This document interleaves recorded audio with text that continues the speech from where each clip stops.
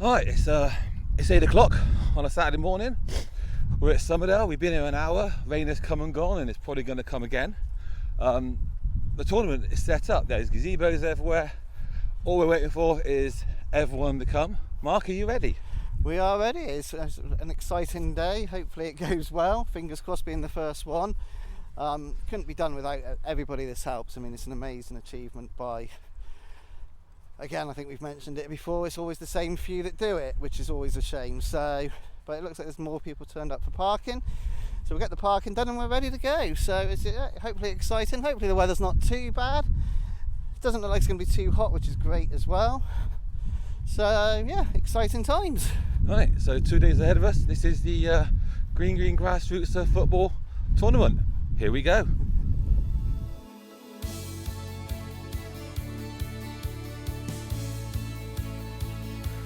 Hello, I'm Andy Glover, one of your hosts, alongside my regular co-host Mark Grinter. Hello Mark. Hello Andy.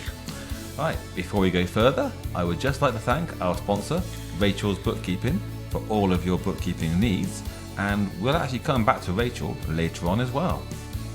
So, we're recording tonight actually in my kitchen, which is where we recorded the very first podcast, and I'm saying that because this is actually the last podcast of our first season, so it's quite a sort of symmetry there.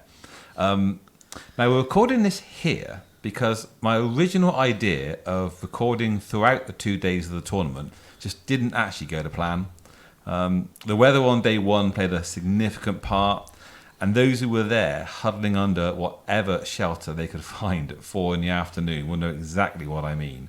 But more so, it was just that Mark and I were too busy and had no time together whatsoever. And I'm sure that we'll come to that at some point during this podcast. So let's start with some history. Fry Club JFC held its first tournament back in 1996 when we were still Somerdale Wanderers. The idea for a tournament came from me. I'm not trying to blow my own trumpet there, but it did. I'd been running a team, my first team, for a year. Had entered loads of tournaments, and as Mark can attest to, just how many we used to enter when we were younger. And at the end of my first season, which was the summer of 1995, I posed the question to the management committee, why didn't we run a tournament as a club? After discussion, it was agreed to go ahead. However, as a very junior member back then, I was still just 23 at the time and it was my first season, it was decided that someone on the management committee would organise it. Our treasurer, Richard Eaton, duly did so, and it was a great success. The following year, he said that he didn't want to do it again, and so I volunteered to take over, and have organised every one held at Somerdale ever since. 13 tournaments between 1997 and 2011. Then we stopped when the old Fry Club closed and the new Somerdale Pavilion was built due to our ability to park cars, and we'll cover car parking later, and had one more in 2019 at Manor Road, which one of the girls' managers, Ryan, organised, with the assistance of myself and another manager, Dave Francis. And now this one in 2023, which is our 16th tournament overall, but our first female only. Two memories always stick out for me. The very first one, just 30 minutes before kickoff, and we're setting up the goals. We only had the plastic samba nets back then, and there's a massive downpour, and everyone just runs for cover into Somerdale Lodge. And for those who remember Somerdale back then, you had the factory and you had Somerdale Lodge out front, and that's where we had our headquarters, and everyone just dives in. And this is half an hour before kickoff, and people are turning up and registering, and we haven't got goals up. And after about 2 minutes, I'm telling everyone we have to get back out there because in 30 minutes' time, we're supposed to be kicking off and goals need putting up. So out we trudge in the pouring rain, and we do get them, we do get them done no matter how wet it gets. But by 9 o'clock, they're done. Every team's ready to kick off. And the rain had actually stopped, and we had an absolutely perfect weekend of sunshine. And it was fantastic, to be honest. My other memory, and we'll go the other way with the weather for this one, was the 1999 tournament. I was filming parts of it for a college project from the balcony of the old club, and we had this severe thunder and lightning in the early afternoon of the Saturday. So much so that we're shouting into the PA system, just get off the field. If you search YouTube with the words Fry Club Cult 1999 and watch part 3 from 1 minute 20 onwards, you'll see just what we mean. Believe it or not, after it all passed, the tournament resumed and we did finish, although in fairness, teams who'd kind of realised they were out had packed up and gone, and we were left with fewer teams to finish within the times we had. But that was my memories, and so that's a bit of history, and now we'll look at the tournament that's just been done. Okay, so this tournament, looking at the origins of this tournament.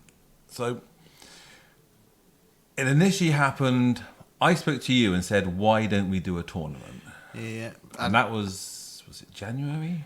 It could have been earlier. Might have been November, December. yeah. And yes, we discussed the idea of having a tournament, and of course the first thing you've got to do is get permission off the landlords. Off the landlords, which has always been an issue since they've taken over. The new landlords who took over 12 months ago are more manageable, and the relationship that we've built up as a club with them has grown. A lot of that has been down to the girls section, but generally as well, we now go in as a club, as people more regularly after games and stuff like that. So bit by bit, we've got more of a relationship with them. So we thought we had more of a fighting chance. And previously, where they have said as landlords that they wanted the parking, they wanted the food, the drinks, and everything like that. And as most people know who run tournaments, and lots of clubs know, the tournaments and the experiences for the kids is amazing. The main reason you do it is to help fund the club keep going and do stuff like that. And I think there was one club that we were aware of that made between £5,000 to £10,000. Yeah, I mean, that, I think I said to you before, warmly. But going back when I first, back when I ran my first team, John O'Brien, who became the chairman, I used to chat to him regularly, and he would say, they'd do their tournament, and they'd rate, between £5,000 and £10,000 a year on their tournament, and it was the food and drink sales, and that would basically pay for their survival, their pitches throughout the year. Yeah, so it is good. I think we discussed, for our first tournament to see how it would go, and hopefully, if we got permission from Somerdale. And obviously, who's running it now? St Monica's. Yeah, because we've had the issues. I'm not blaming people like Aquaterra, who were the first managers of the club, but they were very much all you can have is the field. Yeah. Whereas St Monica's Trust, who run it now, are really good for us, aren't they? They've been very open, very very sort of enabling for us, aren't they? They're very good, and not just for us, but for all their tenants down there. They try their best. They're trying to, they're running it as a business to make money, and they work well with the tenants. So they are very. I mean, it's a two-way thing. You help them, they help, and it as a relationship, certainly over the last 18 months, 2 years, is grown and grown. So yeah, which is good. And we decided, I think, because again in that sort of period in the last few years, our girls section has grown. There's not too many only girls tournaments. I think there's only 2 that I'm aware of in the area, which is the Down End and the Bristol Ravers one, who have a girls only tournament. So there was to try a girls only, and it'd be nice for the numbers, and we could see how it went. So that was the plan, that we'd go for a girls tournament. So we went to them, and they said they got to run it past a higher committee. Was that was the response? Yeah, they said on a local level they were very keen.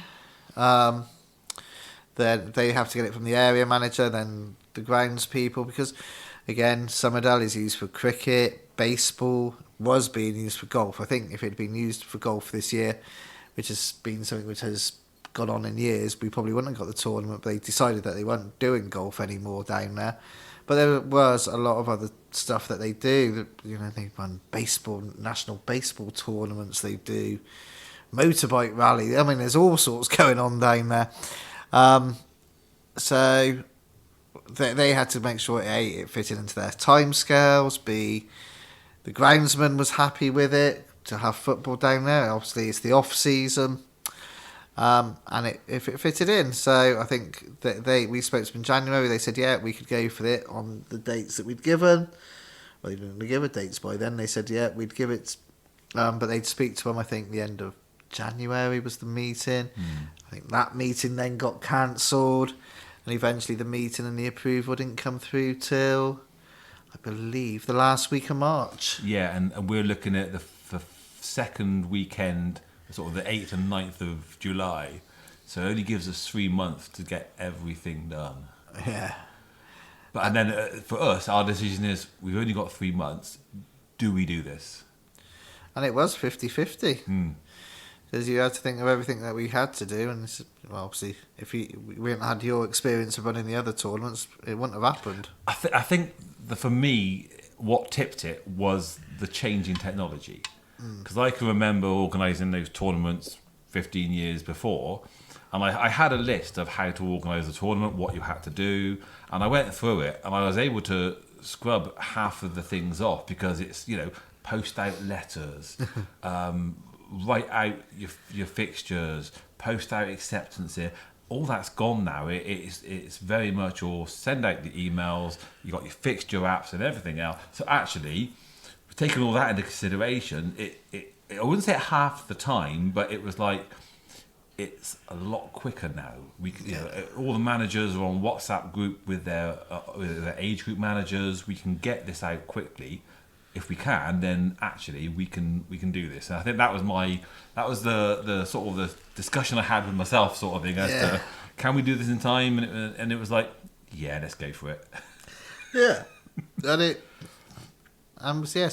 end of March, we decided, right, that's it. We'd get the messages out, get the managers. First thing we had to do is make sure we'd have teams entering. Yeah, so getting entries. So again, as I said, go back in the old days, and I'd have the Somerset handbook, and in the Somerset handbook you had every single secretary of all the youth teams across the entire county. And I'd have to put letters in with entry forms. Yeah. And send letters to every single one, usually with 2 or 3 entry forms into every single one, and post them all out. Yeah, exactly. And that's what we would do. That's how we used to do it. And then we'd get a friendly team in the Gloucester League, say, can we borrow your handbook, please? And that's what you used to have to do. And that was the way it used to be done. Nowadays, completely different. So there's ways doing it. And I will admit to utter plagiarism. Thank you very much, Down End Flyers, because I plagiarised your entry form. I plagiarised a few things from you, actually, but thank you very much. So the entry form is now just it's a Microsoft Excel form and an online form. So you go into it, you fill out your name, your details, your fan number, your email address, number of teams you want to enter, all those sorts of things, and press submit. And the form comes through to us, and I get an email telling me I've done it. And on there are details of how to pay. And all we did was we waited until the treasurer had given us confirmation that team had paid. And then we sent them an email saying, thank you very much. We'll let you know in due course more details about the tournament. And it was simple as that. Yeah, I was really impressed at how much it had changed. I mean, there are other ways. We look at some of the tournaments run in Wiltshire and further down south in Somerset, and they've actually got forms where it's completely done that way. You fill it in and you pay online through the website. You actually fill your teams in, your team sheet in on the same website. It's all done on this one form, completely automated, which we could look at in the future. But obviously, this was, like I said, this was a proof of concept for us initially, wasn't it? But for the first one, that's how we got entries in. In terms of getting them in, what I would call the usual suspects generally came in, with the exception of the under-8s. Yeah. I didn't understand that at all. No, didn't get that. As far as I'm aware, our under-8s manager posted it in their group and did everything. It was weird. I haven't got an explanation. I think every other age group flew, and I know my age group, which is just 1 year above them. Yeah, yours filled up first. Yeah, we were done. Yours filled up 2 weeks, 3 weeks. Yeah.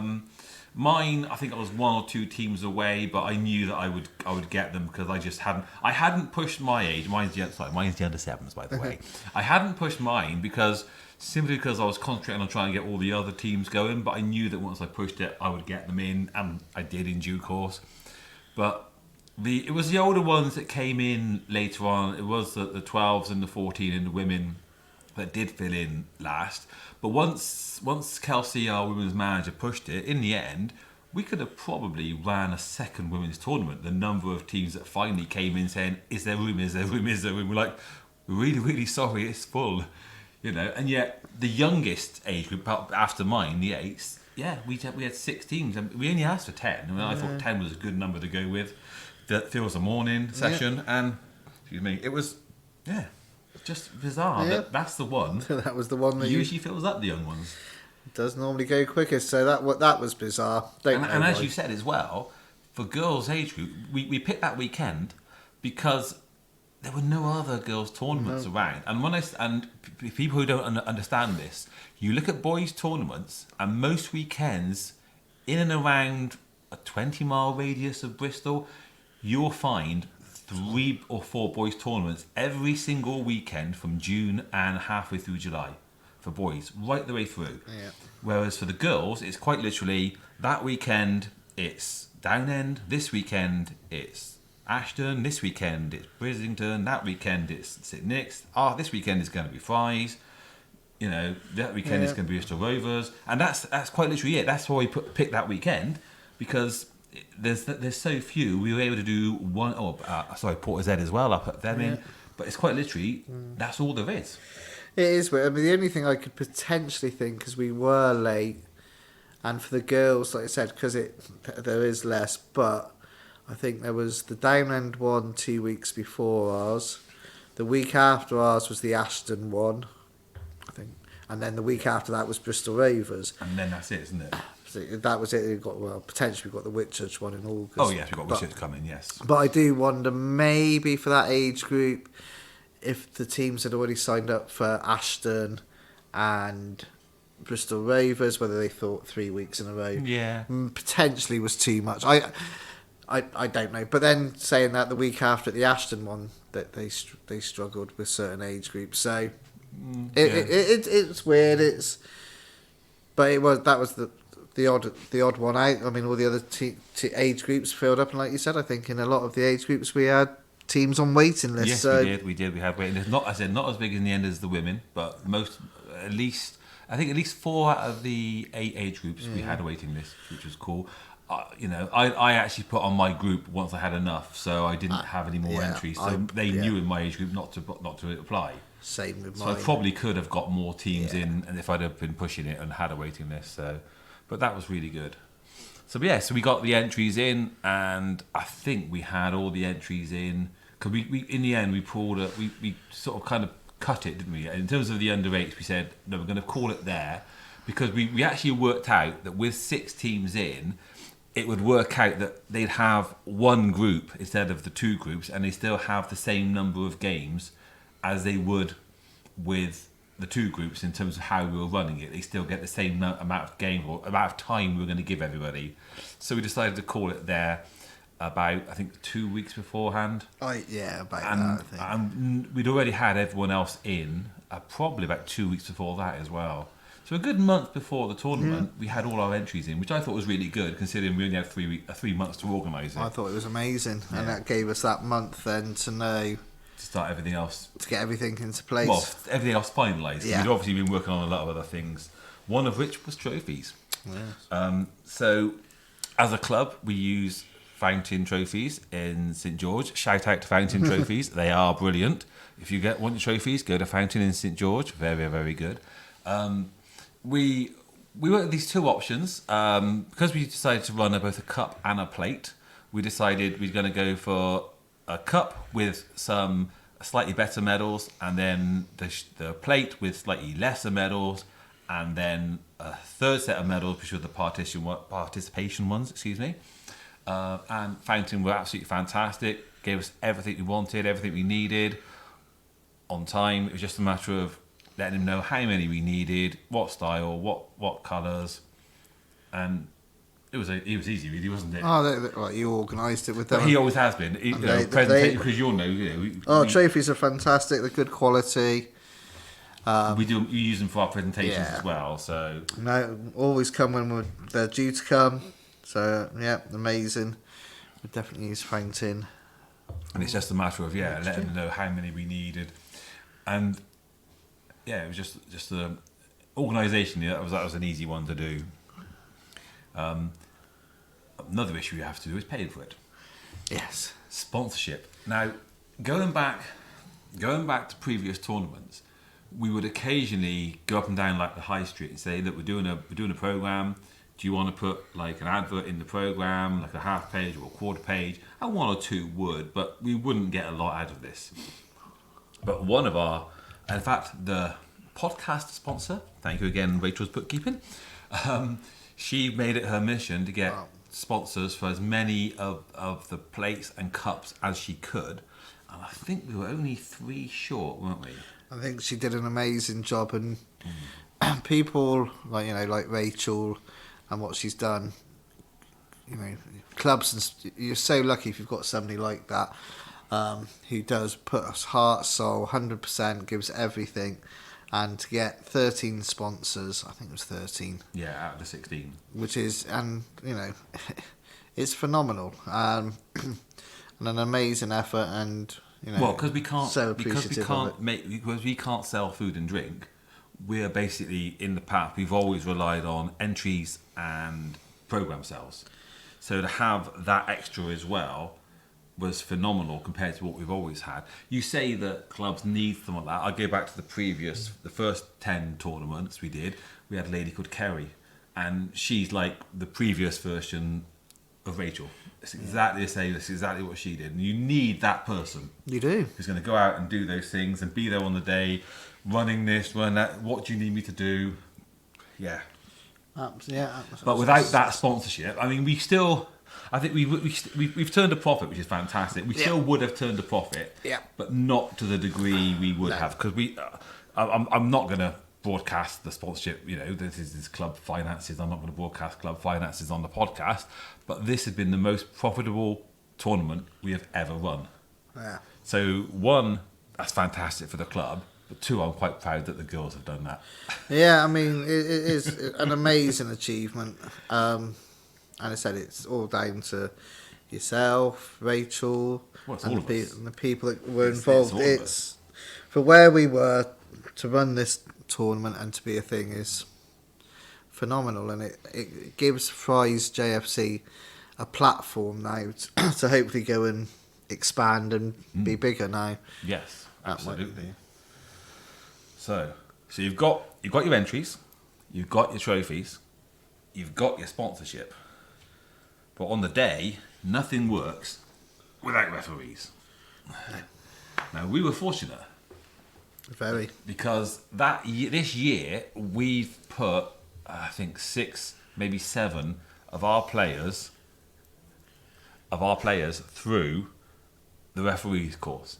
And so we were able to, we didn't have to do it, but we were able to turn to them first and say, do you want to do this? Because we were getting calls from other people saying, do you need referees? And of course the problem, and I'm not going to cast disparaging remarks about anybody, but in terms of safeguarding and everything else, at a game, the referee turns up, they referee, they go again. At a tournament, when you're there all day with all the people there, I don't want to, like I said, I don't want to cast any aspersions against anybody, but you do have a slight, I'm not going to say concern, but there's that. If you don't know somebody, they're there all day and they're saying, I want to come along and be there for your day. Yeah. Yes, they're probably there because it's a good money maker. Yeah, and it's genuine. But at the same time, if you've got your own people who you know and you can get enough from those people to referee your tournament, it's better. Yeah.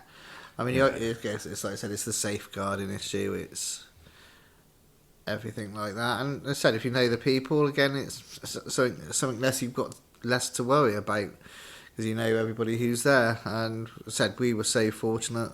We had the under 16s as they are going into this year. I think they were the majority of our refs. Our chairman turned up and did a session.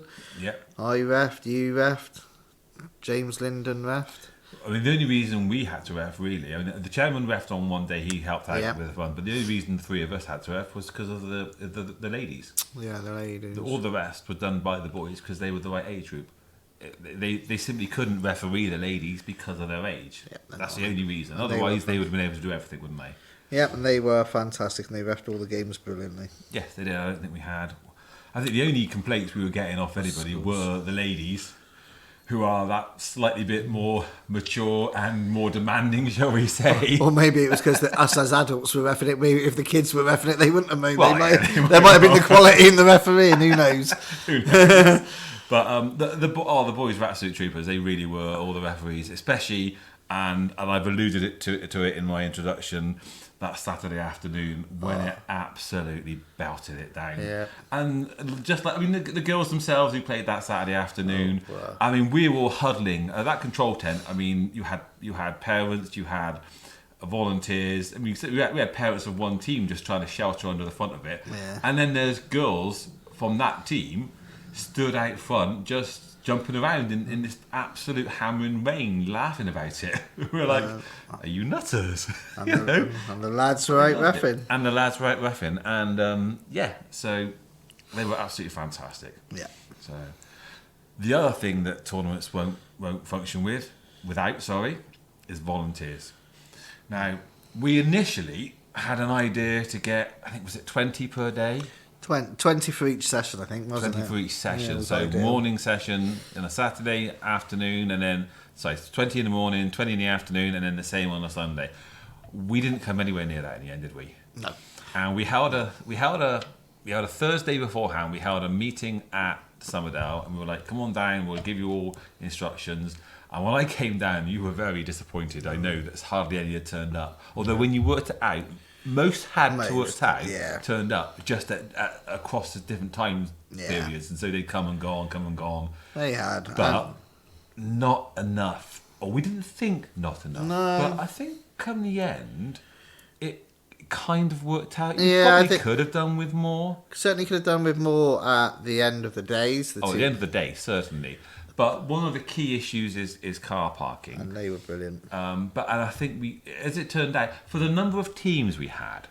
Now, and I'm saying this because, again, you go back to our original tournaments, we used to have under 7s, 9s, 11s, 13s and 15s, we'd have 16 teams at each age group, and they'd all come at 8:30. We'd have them all there for all day, so you can imagine just how many were turning up at that time. Whereas the way we did it this time, we were just having 2 age groups in the morning, and only 10 teams of each. Max, yeah. So it was nowhere near as many. So as it turned out, the numbers we had worked out. It worked out. We had to have one on the first morning. It was me, wasn't it? I was at the front of Somerdale because that was the issue. This is volunteers. And we're moving on to parking as well. So we'll kind of cover parking here as well. So the volunteers had to, first of all, and the first thing they were doing. So I was at the front on a Saturday morning, and we've got Park Run. We've got Red Falcon, who also trained there. They had training, because we can't say to them, by the way, we're here, you can't train. We can't tell them that. And baseball were also there for practice. And then we're there. So as they're driving down, we're basically saying, if you're not here for the tournament, please can you park in the upper car park? So I'm at the front saying, who are you? Yep, left. Who are you? Yep, right, left, right. Shake it all about. Excuse me. Oh, and a few of the what's it called? The Somerdale Gardening Club. Oh, they were there. A few of them came down as well. So they were, and then those people as well. So that was on Saturday morning, and so I then direct them, and then Justin was along on the edge of the school, so he would then direct them there down the road, and then we'd have 3 or 4 stood waiting then to sell the programs and direct people to where they were parking and so on and so forth. So that was the Saturday morning. And then parking, I mean, again, I think it was okay because you go back 15 years, and we used to use the top club, and it had a massive car park. But we had, as I said, 5 age groups, 16 teams turning up at each age group. And we used to fill up the top car park. And for those who know it, it was a huge car park. Then we'd fill up the bottom small car park, and I say the bottom small car park, that's where the current main club car park is now. It was smaller then, but there was an area there. And then we moved them into the bottom car park, and there were times we filled up all 3 car parks. We had 192 teams at one tournament. That's how big it was. It was absolutely huge, and they were there all day. So we were moving them around, trying to park everyone, so we had to have absolutely that many. But so we were quite literally managing people into every single parking spot we could. Plus, we had factory workers back then, so we weren't allowed to use the first 3 rows because that's factory workers parking. Weddings were on. It was all that sort of thing. We had to leave spaces for the wedding. But this time it was very much, we knew we had enough car parking spaces. Yep. So it was just a simple matter of, once you've paid for your program, find yourself a parking space. And they were pretty good, weren't they? They were amazing. To everyone that volunteered, who did the car parking, who helped do the car parking over the 4 sessions, amazing superstars. Did not hear, there were hardly any complaints. No. And the only complaints was that a couple of them were too generous where people didn't have cash on them, and said, okay, well, they were, I think that was 2 or 3, and somebody from one team complained that somebody got it for £2 rather than £3. Their person, how come they get it cheaper than me? Yeah. It's like, really? I mean, because again, our philosophy at Fry's is, you could almost recommend £3. I think next year, due to things we're not going to say is parking, it's going to be for entry and for stuff, and it would probably be a recommended 3. And I mean, you think yourself lucky. Portishead was £5. I think a few are £5. Yeah, think yourself lucky. So I think I don't object if they say it's £5 because they let everyone knew in advance. I mean, Portishead, we all knew in advance it was £5. I let my team know. Fine, I got no issues with that. That's what they're saying, because these clubs have to make money to survive. That's why you run a tournament, to do this. So I got no issue with that. No. Everyone knew. So the volunteers, the parking was fine. It all worked out okay. I mean, the afternoon we had cricket, but of course we were up there and we were asking cricket to go one way and we go the other. I don't think it worked out so well in the afternoon. I wasn't up there directing that. No, I don't think they were parking them so well, and they were going left and right. I think there was certainly an issue with one cricket team who always said they parked in the lower car park, which was a bit of a problem. There was the school summer fete going on. Oh yeah, on a Saturday afternoon we had the school summer fete as well. But I think also though, Saturday afternoon people who would, because I was there by then down in the control area, whoever was up the top outside the club, they weren't parking. They weren't directing them left and right.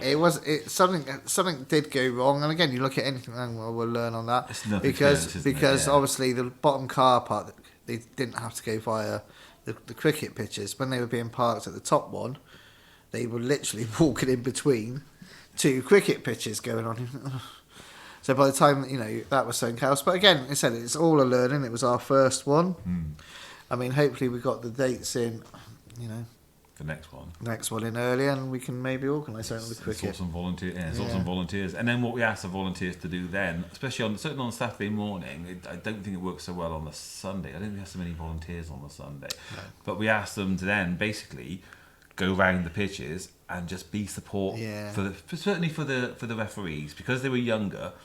I certainly wanted an adult around each pitch, because basically we'd had 4 adult volunteers doing the parking. Can you now be 1 per pitch to be there? And if there's any safeguarding issues, that referee's got someone to turn to. Yeah. And I thought that worked really well as well. It did. And there was somebody there on each pitch, and fortunately, certainly football issuing wise, there was no incidences where there was a safeguarding thing. No. There was one thing which is being sorted. So, but it was all good. And then on the Sunday was slightly different. We managed to get some helpers. It was different helpers on the Sunday, and these helpers weren't able to then stay. I think 2 of them parked, but then had to leave. Yeah. No, actually, if I remember rightly, at one point, all 4 of the people doing parking were all either your team or my team, who were kicking off at 9:30, and it was like, okay, I'll come over and relieve you. You go and set my team up. And then you can go and help set your team up, and and then someone else. Luckily, then 1 or 2 other helpers did turn up, But they were only going to stay to the end of the parking. They weren't going to come over and assist around the pitches. But at least they got the parking done, and we were able to come over and set our own teams up at least. Yeah. And that was disappointing considering what we'd done on the Saturday. It was disappointing we didn't have the volunteers, especially as we'd volunteered and supported their teams. Yeah. I'm not blaming those people, but people from those teams, because those people did at least turn up. But volunteers from those teams, perhaps, there again not enough. There is one of these things, I think. Because me and you are running around trying to set things up, and me and you are thinking, well, who's going to run my team? I was at a point where I was thinking, am I going to have to leave it over within my team? Am I going to have to leave it to Liam, to Marius, to Phil to run the team, and I'll just be volunteering all day? Yeah. As it happened, enough people came down, and I was able to get away. And I think actually I wasn't there in time to take a team photo, which I like to do, but fortunately Marius did that. But I was able to watch my games, and I was quite pleased about that. But I mean, I think you missed a few of your games, didn't you? I missed all of my team's games. You missed them all, did you? I refed. Oh, of course you refed. Yeah, you had to referee. Yeah, so I think I refed one of their games, I think, but the others. No, I didn't get to see them, and I didn't. My daughter wasn't due to play, but she ended up playing. I only saw. She was fortunate. She got to the plate final with her team. I was fortunate enough to watch that. Otherwise, didn't watch her play the whole tour. No. Again, I think I refed one of her games, and then got to the. I did manage to watch them in the final, so which was nice. But had we had more support helpers, especially from those who we'd helped on the Saturday. Yeah. And again, I'm not naming necessarily, say, a manager or two, because those managers had come down and helped. Yeah. But perhaps volunteers from those teams, then they could have then come down and helped us on the Sunday, and we could have watched. And that's what you need generally as well. I mean, but I mean, I think you live and learn. Even if it just been people going around the pitches. To be there as that safeguarding. Again, there was no safeguarding issues on the Sunday. No. But had they been there for that safeguarding support, which is what we'd given them on the Saturday. Yeah, it's unfortunate, and it's a general thing, I think, with a lot of these sort of clubs, that these parents, until you actually volunteer and know what goes behind, people don't know. I think a lot of parents do think that I don't know how they think it happens, but it just all appeared, and the people there would just until you do it, I don't think you realise the amount of time and effort that goes into in these sort of clubs and what people do. So it is difficult to try to explain to them. I don't think you'll ever get that. I think you strip it back with, like we said, with other things, and I think once they become certainly under 8s, under 9s, you can get parents and they drop them off and you don't see them for 2 hours at training and stuff. So to expect them to then turn up, it won't happen. A lot of them think, I swear, a lot of people think that we get paid for it. Yeah, I know, but I mean, you can also say that about the managers. I mean, you and I know that there was one of the 3 presentations we had where, we're down there. Well, actually, no, more than one presentation where even the managers were turning up. Like, you set the medals up for us. Oh, thank you. And then even the presentation itself, some of the managers are over drinking, and we're like, it's your turn to do your presentation. Oh, it's my turn, is it? Seriously, what are you doing? Yeah. It's just no involvement whatsoever. There's a group of managers stood together, taking their turns to go up and do their bits. Sorry, we're digressing. Yeah. But there's that complete lack of involvement, lack of engagement, or lack of even awareness of what everyone else around them is doing and getting involved to be part of this club. And so we are digressing. I'm sorry. We like doing this. We've got, but as I said, so going back to the tournament, unfortunately, you will get your core people. You'll get, as I said, I think in the photograph that you've taken on it, there's 5 or 6 that did literally from 7 o'clock on Saturday morning all the way through to 8 o'clock on Sunday night, and then there were at least probably there were at least 2 others who weren't there in that photo. Yeah, who had to go. I think just about 3 hours. 2 hours before, and then there were people who'd been there all day on both days. And probably about another 5 or 6 who'd given up their weekend. probably 10 hours of their weekend. Well, for instance, Justin wasn't there in that photo, but he'd been there the whole of the Saturday. Yeah, whole of Saturday. I think my wife Becky done the whole of Saturday. Yeah. She was poorly on the Sunday. No, she'd gone early on the Saturday. Saturday, 'cause she was poorly, ill, but she'd come back down on the whole of the Sunday as well. and helped. Yeah, and then, absolutely. And then there was Rachel's husband James. He did all of Saturday, Most of Sunday as well. most of Sunday. Absolutely. So there was a core of about a dozen. And from what I can gather, speaking to other clubs, it's the same at every club. Well, this is exactly what I was going to say to you. You go back to the first 10 or 12 tournaments, and that is exactly it. There'd be this core of 7 or 8 people. But I think I've said this to you before. Actually, what you do get is you get a good camaraderie between that bunch of people. Yes, you wish there were more people amongst you doing it, but that group do have a really good camaraderie amongst yourselves. And you kind of, once the next tournament comes around, you look at each other and go, do it again? It's going to be Should us we do it again? Yeah, come on, let's do it again. Yes. Okay, so moving on. Fixtures. Now, as I said earlier, I used to have to... I've got an Excel spreadsheet on my computer that's been there now on my computer a good 20 years. And it's got various tabs of one group of 5 on 2 pitches, 2 groups of 5 on 2 pitches, 2 groups of 6 on 4 pitches, 4 groups of 6 on 4 pitches, a group of 8 on 2 pitches, 2 groups of 8 on 4 pitches, and all that. And that's what I used to have to do. I'd have that, and then I'd, for every single age group, fill in the entries. And I worked it all out properly, so you wouldn't have 2 games in a row, you wouldn't have too big a break, and all those things, no matter how many teams we had, from 4 teams to 8 teams to 16 teams. I used to go to that Excel spreadsheet, and that would be the fixtures, and I put it in the program. We sell the programs, everything else. Now, just got an app. Dead easy and fair shout to Will. I think he knew about these apps. Well, we all knew about the app, but actually, it was Ryan. It was the 2019 tournament, and it was right. Yeah, Will had come to us with an app. But Ryan had used it. Ryan, no, and I said, well, have a look at this app which we used in 2019. And when he did, he goes, oh, that's a good one. And yeah, it was actually Ryan. The tournament in 2019, Ryan had found the app, and it prints your referees cards, it prints your match sheets, it does everything for you. So when Will looked at it, he was like, well, that's really good. And so yeah, Will did a fantastic job. He did all the fixtures. Initially, it did what some other tournaments did, which when you put 2 teams in, they put all the fixtures together. So if you've got 2 teams, they play at the same time all day. And I was like, oh, I don't like that, because if you're trying to run both teams, or even if you've got 2 managers running it, you still want to watch both teams. And he was able to play around with it. So instead of playing together, it was one after the other. Now the problem with that is it then did move you around the pitches, but okay, so you move around the pitches, but at least you get to watch all your games. But Will did a fantastic job. He played around with the app. But the good thing about the app, of course, is if at 9 o'clock on the Sunday morning or the Saturday morning, and you've got 10 teams come in, and 1 team don't turn up, or 2 teams don't turn up, and say they're in the same group, and you're looking at 1 group of 5 and 1 group of 3, you key into the app, 2 groups of 4, please. Ta-da! It does it there and then. You republish it, and everyone goes, 2 groups of 4, and these are the fixtures. And it just does it there and then. Yeah.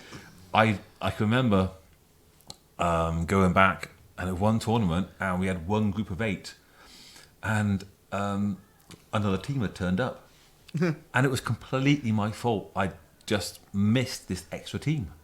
Now, as it happened, we had a group of 5 girls starting at 11 o'clock, and this was starting at 9 o'clock. So I very quickly sat down. I'm in the change room. This is 8:30. I'm in the change room down at Fry's, in the bottom change room. They're all warming up, and I'm writing out very quickly a group of 9 fixtures to fit them all in. To just write out 1v2, 1v3, 1v2, and then wrote them all out. And goes, right, there you go. And we said, right, these are the new fixtures. And that's why I had to do it. And luckily, because we had this group of girls starting at 11, we had this spare pitch that wasn't being used till 11 o'clock. And so these extra games just managed to fit in on this other pitch, lucky. So that the rest of the thing ran to time. And that's what you used to have to do back then. Yeah. It's like, oh my word. And I did have to rewrite another one. And there was another one where we had 2 groups of 8, and I was up doing car parking at the top. and we had walkie-talkies, but no one called me, and 2 teams hadn't turned up. But rather than say, okay, we're going to move you across, they just said, okay, well, that group's got 6 and that group's got 8. And it was horrendous because this one pitch had massive gaps on it. And they were just sat and there was this one team who sat round for 2.5 hours with no game because they had 2 games in a row with no game. And it was just like, and they were like, this is rubbish. Yeah. And had I been there, or had they at least called me, I'd have come down and said, right, you cancel that team, and there's 2 groups of 7. Easy. Yeah, easy. But they hadn't done it. They were just like, oh, well, we just put it out. So, so the app, fantastic. Mark's watching. Oh, God, the phone. Oh, he's got the phone on. Mark's got his phone on in the background. Apologies. He's now frantically playing with it. There you go, sorted. But this app's fantastic. And it was a QR code, wasn't it? Yeah, it to be honest, it was a Q. I mean, I am not the most, as the phone going off there, the most technically gifted, and me and technology don't get on. But the apps are awesome for these tournaments. Not only does it help with the fixtures, makes it easier. You can change things about. Everybody's got the app, so the scores are updated, so everybody knows what's going on, where they're going, what happens when where they are on the table. You're not getting. We've been to a few, and the amount of people that are around the control tent looking to see where the table, what's going on, and where they are, and are they through, aren't they through? Didn't have any of that with the app. It's just right. We finished 3rd. We finished 2nd. Right, so we're into the cup. We're into the plate. 5th, and that was it. Job done. And normally, by the time the refs, it was all right. We've confirmed where we are. The teams were already there, ready to go. Yeah, and shout out to Rachel and your wife Becky because they sat certainly on a Saturday. And it was Will on the Sunday. They sat there all day and just keyed in all the results. And so everyone was just there going, oh, there you go, scores are in. Yeah. And all the scores were going in. And the only mistakes we had were the referees not writing them down properly. I think we got 2 or 3 wrong. 2 wrong. But that's really good because everyone's looking at their phones, everyone's looking at the app, and they can quickly see, oh, that score's wrong. And they come back and say, oh, by the way, that score's wrong. We call the ref over. Oh, yeah, sorry, you've misread my writing, whatever it was. Job done. And that was very quickly changed. And that was just amazingly done. So, definitely the future. Yeah, oh, definitely. Yeah, that is one technology that works. Yeah, so improves. We didn't have VAR, did we? But that one we did have. Yeah, so I said some yeah. Okay, so what issues did we face? What issues did we haven't discussed, or do you think we have discussed them? I think we've because obviously the lack of volunteers at certain times we have discussed. The rain didn't help. You can't affect that. No, unless we can ask Summerdale for a roof, a retractable roof. I reckon cost-wise around that to cover the whole area, 100 million might cover it. Yeah. But I don't think that's going to be realistic. So. Yeah, like I said, it is, I think, which we've discussed with other things and without going off topic again, is the volunteers. The more people that do it, the easier life is. So that would be lovely to have more volunteers. I think we've discussed the time issue. Scarily, we've got a year to organise it this time around. We only had 3 months, so in theory, it should be 3 times, 4 times as good because we've got a lot more time. So time was an issue. Well, if we're gonna go bigger, then suddenly we're looking at more referees, more volunteers. Everything does get harder. So it'd be interesting. That will create its own issues as well. And due to the success of this tournament, I know the other youth club that are at Summerdale, Red Falcons, are doing I've been told, a very big tournament now next summer. That'll be interesting how they get on. And obviously our boys section want to get involved. Whether we try to look at doing a joint one or look at doing a boys one and a girls one. I think a separate one is.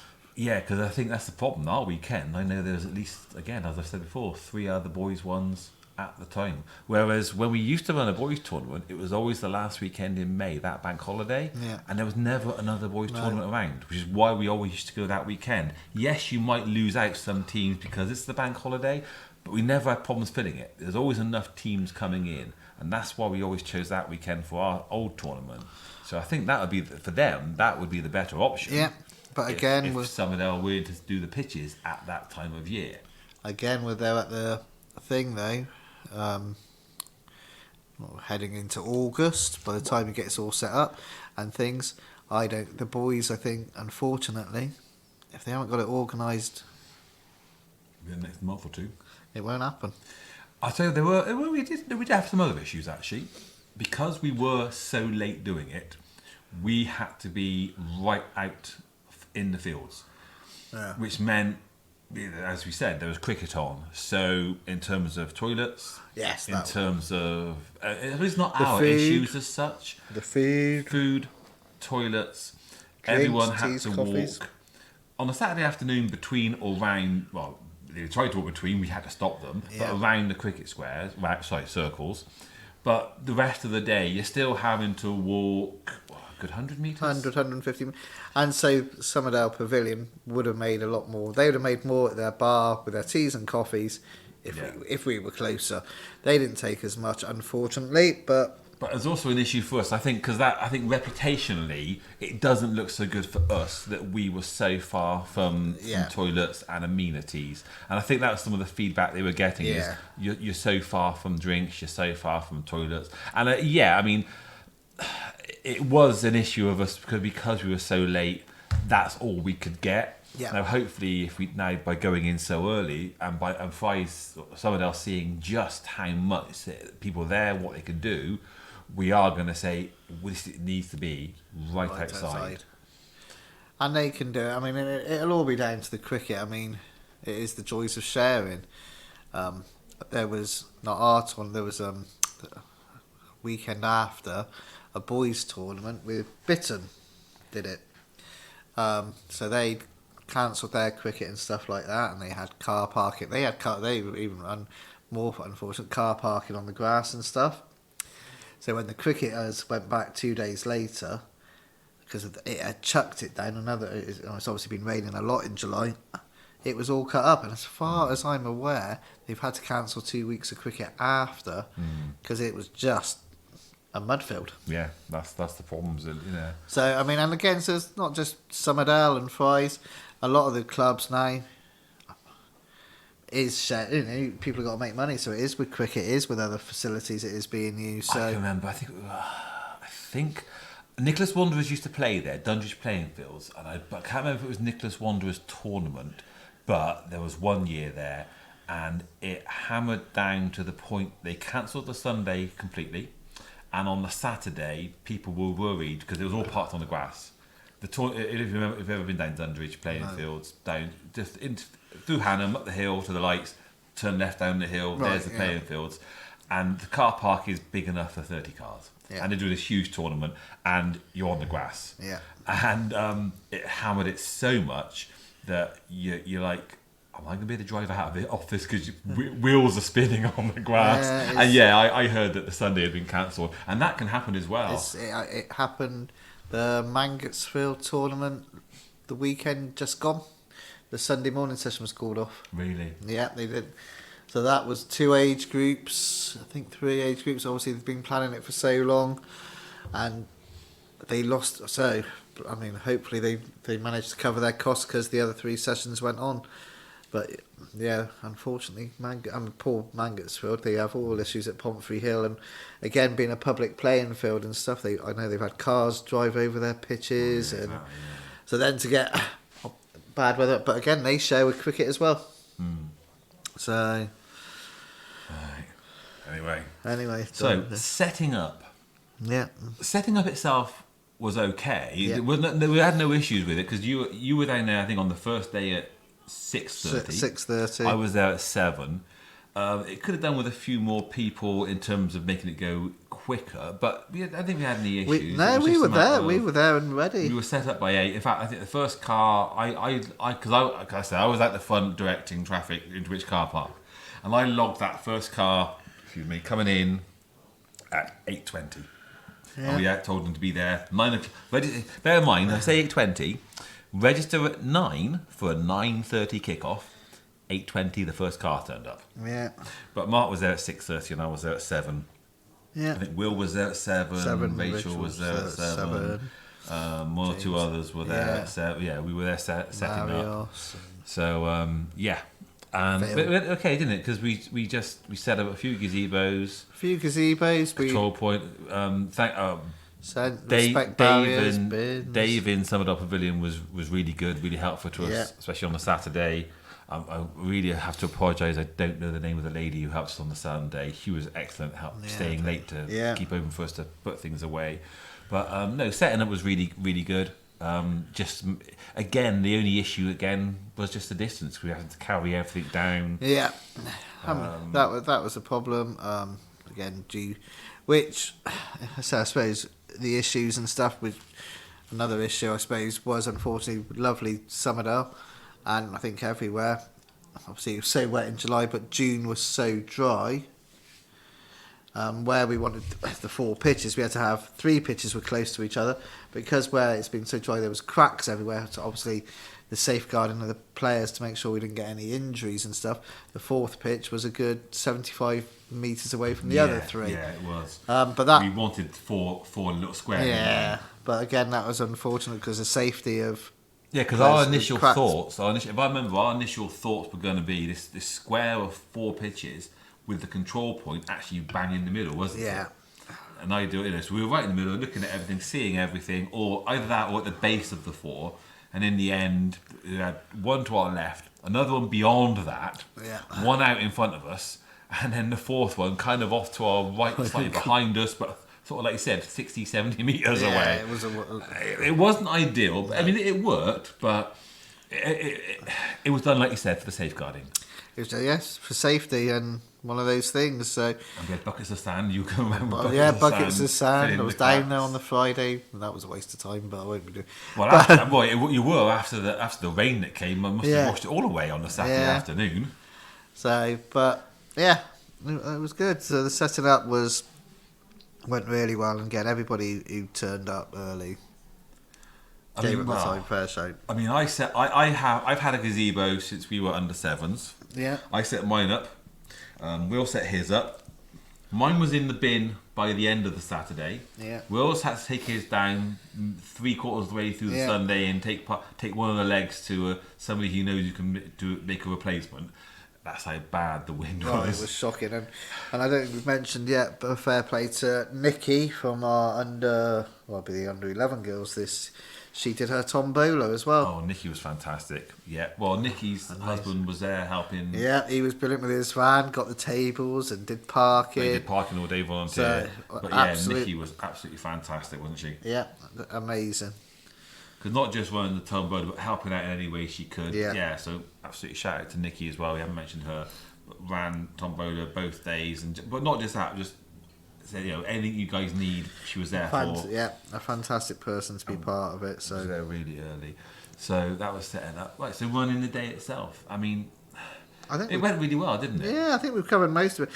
The general feedback said for our first tournament was that nobody had any issues. I mean, you probably have got the best feedback in terms of running the day, because I think on the Saturday Becky did a lot of it. So in terms of running the day, it's things like you coming in, you register, and then the refs come in, you give the results, you update the app. So I mean, Becky did a lot of that. I mean, did she give you any indication of how that went? It was quite easy to do? Yeah, it was easy. I think I think we had a generator to make sure that we had power for everything. That was loud. That was the only issue she had.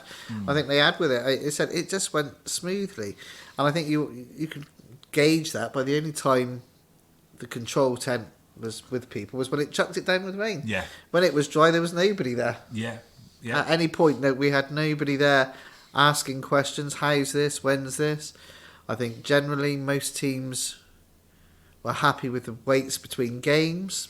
It ran so smoothly. I if anything, we were a couple of minutes early. Yeah. But I don't think there was any pitch or anything that was late. No, and the refs all knew where to be. I'm like, yeah. I mean, that was the thing. I mean, I know I've been at places where one ref does a pitch all day and he's got to have a break after a while. We made sure there were 2 refs for every pitch. So it was like you could do 2 games and you get a 2-game break. So there's no one was getting tired, no one was getting to a point where they just needed a break and all that sort of thing. So yeah, the running of the day, I think what we've covered, for that sort of the size of tournament that we did, you wouldn't change a thing. I wouldn't Yeah. change anything No, it's personally. really good. I think you try and get big, and I think you risk then getting to a point where it starts going wrong, where we're too big. Yeah. We can't get the volunteers, we can't get it, we can't get the pitches, you can't get this and that, and we get sort of can't get the parking even. We get too big for ourselves. Yeah. I think it was ideal what it was. I wouldn't for next year. I wouldn't personally. For the girls, I wouldn't personally. I'd keep the same format. Hopefully, the under 8s or the under 9s next year will have their full 10. But I wouldn't. I'd keep it as much as we can the same, really. Yeah. Yeah, absolutely. With a few tweaks on certain things, but yeah, no, it was brilliant. Right, and then of course the under 7s and under 8s, they just basically played a series of friendlies. They had a festival, and then they all had their medals, which was all presented to them. They all enjoyed it. I mean, I didn't see the under 8s, but the under 7s, they all sat down together. They all came up individually. They all stood. Then it was really good, because I've seen it some where they get their medals, they all walk off. But we were really, really quick with it. It was quite literally as they've had their medals, they stand for a team photo, and then they're quite literally as they're sitting down, we're calling the next team up, and so they all did it really well. But the rest of the teams, I know we were quite late doing this because we didn't do it to the Sunday, and that was another thing we learned from. But you had a great idea. Well, I had whichever tournament I nicked it off is because we were lucky enough. We had a sound system, which again we could utilise a bit more next year. But one of the things I'd been at a tournament is when the winners played, they played the Champions League music. Now I'd forgot, and I feel bad because the first time I remembered it was when my daughter's team had won the tournament. I thought, we could play Champions League music.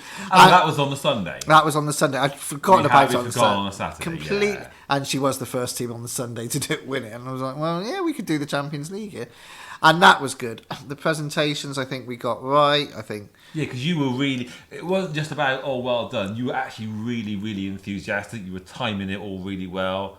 Yeah. Even on the Saturday without the music, you were timing it right and giving the medal, going, as you see these sort of the Premier League presentations, it's not just about well done, this team, up you come. No, I think you make it the event for them. Yeah, you had to establish it, and I said I think that is key, is to make an event. I mean, I think where we were good with having the plate competition. I apologise which team. I think it was Down End under 14s. Might have been, I think, but they'd been. This was their first time they'd won a tournament. And it made it a big deal for them, and that was having the plate. I think they won the plate. Could be totally wrong, but whichever team it was, and it made it. And it said it does make it an event. And these tournaments, your football, I think we've gone through grassroots. It's not. It is. It might be the only time that they do stuff like that, and it's bonding these children, these girls, into believing that that they can achieve things, and you want to make it special. And I think. I said the Champions League music and stuff for the winners. Well, that is something special for them. It is something that hopefully that they remember. The parents will have videos of it and stuff like that. But like you said, you plagiarised the Down End program. I can't remember which tournament I heard the. I thought, I'll have that. Because I don't have an original thought amongst me. I just nick what I can. But I would recommend anybody who's thinking of setting up a tournament, there are so many, you do go to so many, you will pick up little bits from each tournament. You think, well, that worked, I like that, and incorporate that. And well, yeah, even to be honest, we had a state agent sponsoring us, and one of the things he gave us this for sale signs as pitch markers. I'd seen that years ago at a Bristol Rovers supporters tournament. I was like, I like that. Yeah. And so they've done it years ago. And fun enough, I was there last week. They haven't done this yet. So obviously they've done it 1 year as a sponsor. But I thought, what an absolutely great idea. Yeah. Pitch markers, and it's also they get a sponsor, and it's a good pitch marking idea. So I was like, I like that. And it said whatever tournament you do, you go to tournaments, and I'm sure there'll be tournaments we go to, and you think, I like that, and there's no harm in using other people's ideas. No, absolutely. And then finally, after everything's said and done, everyone's gone, we've got to clear up. Yeah. Now, we did make a mistake on the Sunday night, didn't we? We cleared up. I mean, we were late. Mind you, we were late finishing. We finished at 7 on the Saturday, and yet on the Sunday, although the women's did go on longer. It did. But we didn't get away till Well, there were less of us on the Sunday than the Saturday, because two people who were there had to go slightly earlier, and nothing against them, but they had to nip away earlier. Yeah, they had other plans. And so we didn't finish till 8 o'clock. And we piled it all around the bin, and then you got a message, didn't you? Yeah, and the animals, because again, down Somerdale, if anybody knows the area, it's got birds, foxes, all sorts of animals, deer are even in the area. And we left them an overnight buffet, basically in the bins. And so when the poor people of Somerdale came down, they said, "What, the dude are here?" They had to go around picking up rubbish. When we left, everything was in the bins. What we didn't consider was on the Saturday, the bins weren't as full. They were fuller on the Sunday. Well, no, I'll tell you what happened was on the Sunday morning, one of those bins was emptied by one of their staff. Yeah. The other one wasn't. Yeah, no, it wasn't. And it was the one that wasn't emptied, because it was by the control tent, where we were piling everything in and around it, not really considering that. Yeah. It was, the animals, I'm sure the animals enjoyed it. Oh, they had a great time. But again, that's a lesson learned, and that will hopefully for next year, fingers crossed, that we are closer to the pavilion, so it won't get left there again. But again, it was a learning curve, and it was a dry day on the Monday, which is fortunate. I think the staff of Somerdale didn't mind picking it up, but yeah, could understand their frustrations. But clearing up itself, again, we could have done with more volunteers. Yeah. Dragging that generator. Oh, the generators. I mean, that was heavy as anything, but with only 4 of us stood there in the end, trying to get that generator up to the club to put away, that was horrendous. Yeah, that was hard work. And there's only a few of us left, and we're putting things away in the container, and we're looking around like, any volunteers? Oh, no, just 4 of us. They've gone home again. I suppose I think that, again, I imagine it is the same with any tournament. Unfortunately, the Sunday evening, people are thinking about work on Monday, school on Monday with their kids. So, I mean, I took the week off work the week after because I knew there was no way I was going to be in a fit state to work on Monday. I was due to go into work, but I came down with such a massive migraine that night that I couldn't go to work the next day. Yeah, so I get it. I mean, in an ideal world, like you said, I think the bank holiday one is almost a perfect day to do it, because then you might get more volunteers on Sunday. That's why we used to do it on that bank holiday, because you always had the Monday off. Yeah. That's why we chose that weekend as well. If you're doing a tournament, there's not many of you, book at least the Monday off after, because you will be shattered. You'll need it. But all in all, your reminiscence of the weekend, how do you look back on it? I look back on it fondly. I do. I thought it was absolutely fantastic. My girls had a brilliant time. I mean, we've not had a brilliant summer in terms of results. My girls, they're still a very new team. We're playing a lot of girls teams who actually, as under 6s, entered the under 7 division, as it were, last year, as under 7s, went to the under 8 division last year. So next year or this year coming, they'll be under 8s in the under 8 league. And yeah, they lost a lot of games because they were under 7s, but they've played a year. So a lot of teams we've played have already played a year, and they're not massively better than us, but they have that understanding. Yeah. But in terms of just going out and having fun and playing together and learning, they've had a fantastic time, and they've come away with their medals. And, by the time they've got the medals, it was like, could anyone tell me the score in any of those games? What games? They've had a brilliant time. Yeah. So I look back on the weekend, to me it was brilliant. I loved it. How about yourself? Yeah, no, the whole weekend, I said I refed it. Total success. It was a worry. It was stressful. But yeah, no, with you, it was brilliant. I mean, we've split my age group into 2 teams. We call them the old team, the team that's been going. They've had a good summer with the tournaments. Generally, I think we've not managed to get over the line, but they've got to 4 finals. Yeah, they made a few finals. Got to 4 finals. But our new team at our tournament, so they've entered it. It's a bunch of new girls, and they managed to win the plate final. Which is fantastic. Such a boost for them. I mean, for a team that's only been going, and a lot of girls since March, such a boost for them. Such an amazing experience. It was given the 2 coaches who will be taking it over a nice boost. So stuff like that is what it's all about. We had I'd say actually for Ryan's team as well. After the 2 years they've had, they didn't win, but they came runners up in the play. In the play, and you saw on the face of the parents and Ryan as well what it meant to them to make that final. Rich in the under-14s, I think they got to the plate final as well. They won the plate final. So. Adam in the unders. So, but there was a lot of teams that did well and won. I think, but as I said, overall we had close to 80. I think 74 teams enter. So close to 600, 76, close to 600 girls and women playing football over the weekend. On a footballing level and everything like that, had no issues. We had no negative feedback. Obviously, little things, but so generally, couldn't fault it. An amazing achievement, something to be very proud of. Something I'll look back on in a few years' time. I no doubt with total pride and thing that I was part of it. So I think for the club, again, we've set up the foundation now. So it'll be down to people at Fry's and everybody involved how it evolves now. Yeah. So the base is there. So it's brilliant. Okay, that's it for our first. That's it for this podcast, and that's actually it for the first season of our podcast. 9 episodes. I'll ask you, Mark. That's the end of the first season. It was a short season because we didn't start till a bit later into it. What's your thought on our first season of the podcast? I'll actually go first because my favourite podcast, I've actually listened to it back once or twice since, is The Walk. I really enjoy listening to that one, and I refer back to that one because how much did we actually raise for the hospice in the end?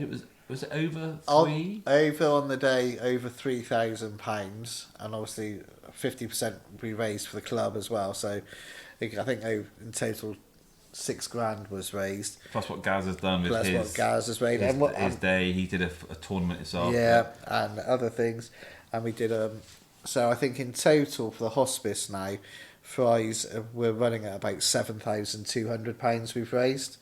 For a small club, it's fantastic. And in these tough times is tough. But again, I said half of that has been, and also you'd be looking at close to £7,000 we've raised for the club as well. Yeah. So again, I'll look back to be part of that. Something that's raised close to £14,000-15,000 over a few years. It's probably one of my biggest accomplishments and one of the biggest things I'm proudest of. So. Yeah, that would be a good one. I'm glad somebody's listening to the podcast. I've still not listened to one yet. But in terms of actually doing the podcast, which has been your sort of most enjoyable one to do you think? I enjoyed the refs one. Yeah, I thought that was interesting with Alex and Brad and their experiences and everything that I enjoyed the refs one. Different people's people's views on it. Yes, I obviously enjoyed the Wembley one. Because again, that was that part of that is the day out and the experience, isn't it? Yeah, so that was awesome. I mean, don't get you wrong, listeners. I've enjoyed all of them. Yeah. And the underlying thing for me, I said I haven't listened to them, but thinking about what we said, is none of it. Grassroots football cannot be done without volunteers. Yes. And if you're out there listening and you don't volunteer and you think, well, but you enjoy your football, you enjoy your child playing football or being part of any sport, whatever sport you're involved with, football, rugby, swimming, running, just go to them, ask the people at that club, is there anything I can do? You might not know football, but like we said, admin, helping with the admin, helping organise stuff, organising an event, trying to raise money for it, will help children, help your child in the future. So yeah, get involved and help, and that's something that coming back is and that's something that I will draw from a number of the podcasts that we've discussed. Coming out of it, and you've mentioned it a number of times, is being part of a community, and that we've actually drawn out of a number, and even the tournament, the people who've helped out have been part of our sort of club community, haven't they? And it's been that they've supported it because they are part of it, and that's what helps. And that's what it's about, is to be part of a community, be part of it. I mean, I think we discussed my one of my boys in art in the under 16s this year. A lot of it is for him. He is now part of a community. It is his safe space. I mean, right, it might only be our family there tomorrow, but we're going to go down to Somerdale to watch the England Lionesses play Denmark tomorrow. And if I had to say, Corey, where do you want to go on holiday? And his ideal holiday place would be down Somerdale for 2 weeks, pitched up in a tent and stuff like that, because he is part of that community. He's safe. Everybody knows who he is, and it's so it can bring so much to people's lives. Like I said, to be part of a community, the children, the girls, the boys of Fry's.